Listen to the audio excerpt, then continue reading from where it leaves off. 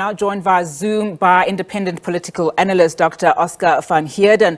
Dr. Van Heerden, thank you so much for your time this afternoon. Now, a lot has happened, over this past couple of days alone. But perhaps let's start with this. Yesterday marked the end of the former president's 15-month sentence for defying an order to appear and testify before the State Capture Commission of Inquiry. Your reaction to this, particularly now that we are hearing how returning to jail may not be off the cards yet for former President Jacob Zuma?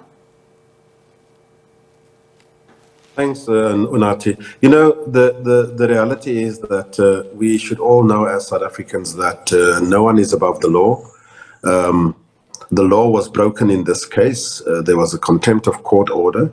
And though the former president spent a short stint in incarceration, I think that when and as the courts rule, he should return, then that is what's going to happen because no former president, no one is above the law. And I think that is what the principle must be.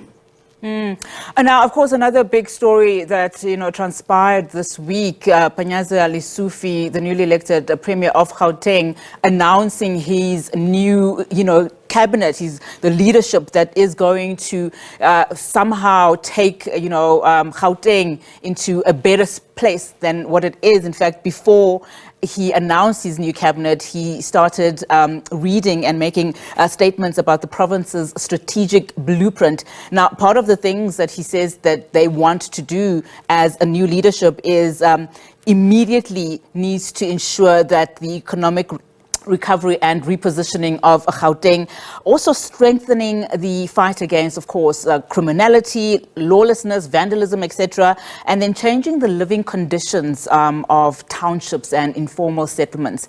Is Panyaza Lesufi the answer that Gauteng has been waiting for?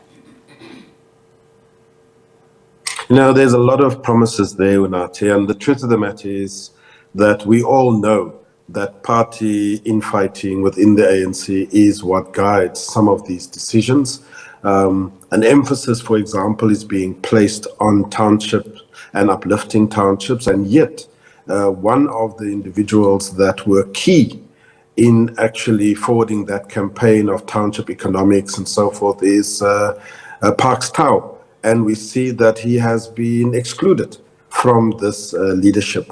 This is after being recalled from National, where he held a deputy minister position. He's asked to come back to the province. He does a good job, and then he is given the middle finger. So I don't know how serious we can take some of these provinces if you don't have the requisite individuals with the certain acumen and leadership to actually take the matter forward. So, the jury is out with regards to Panyaza Lesufi and his leadership. We also know that the outcome of the provincial conference was such that he is not necessarily in charge of the ANC in the province, but time will tell as to whether we are going to be seeing a leadership that can deliver on the promises that he has made.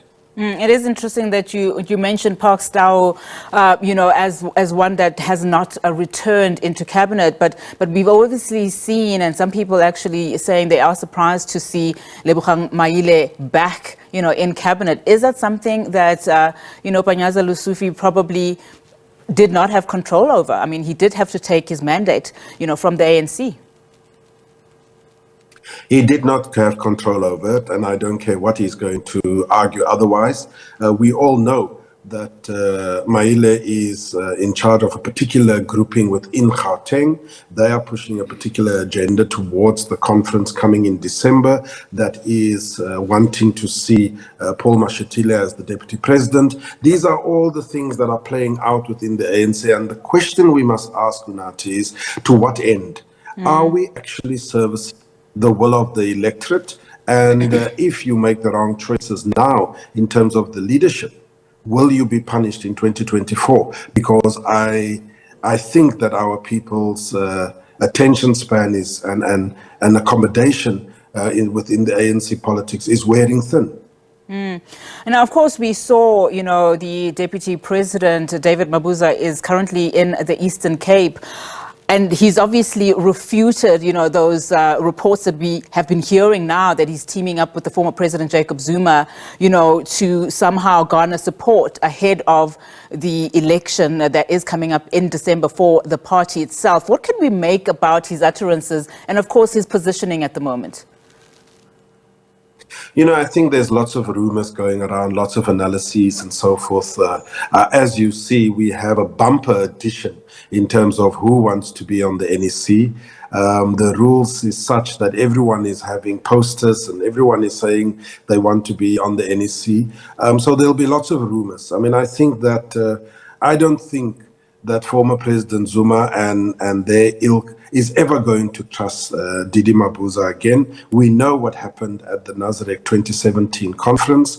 He betrayed that group in a very big way. It is because of David Mabuza that the RET forces are not in charge of the ANC over the last 5-year period. And so brokering a deal and taking him back into their confidence and trusting him again, I think is a step too far. So I wouldn't want to invest too much in such rumors that he and former President Zuma is extending olive branches.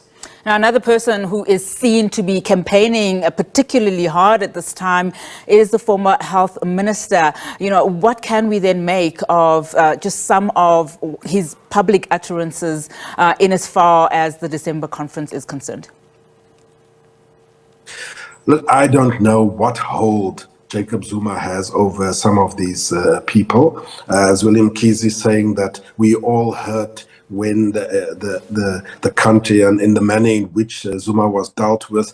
The truth of the matter is that under Zuma's watch, there was massive corruption, massive state capture, one family taking the country for a ride, billions, if not trillions lost.